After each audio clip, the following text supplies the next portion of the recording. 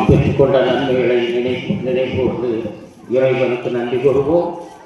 இந்த திருவிழா நாட்களில் இறைவனுடைய அருளும் கிருபையும் ஆசிரும் நமக்கு அதிகமாக நம் பாதுகாவலர்களியாக கிடைக்கும்படியாக நம்பிக்கையோடு நாம் இந்த நாட்களை பயன்படுத்தி ஜெபிப்போம்.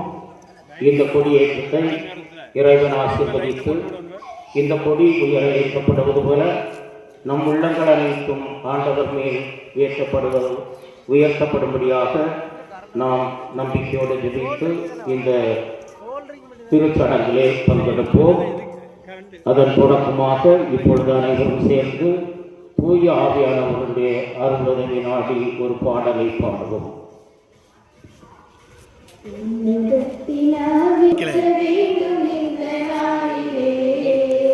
மேல மறைக்கல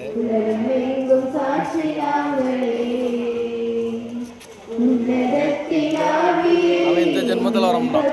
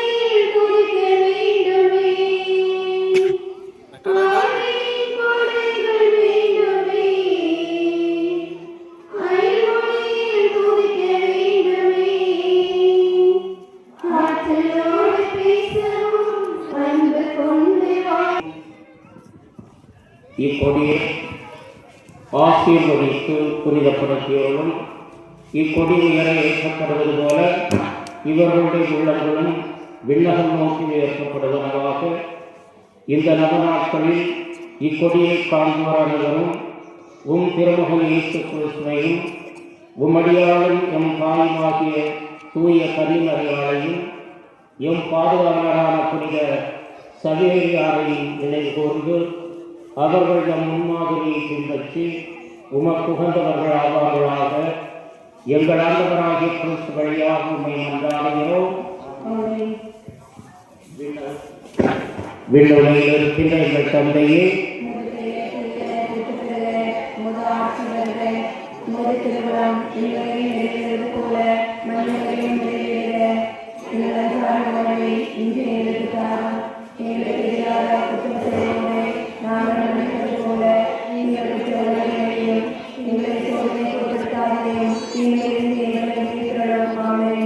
அருள் நிறைந்த மரியே வாழ்க.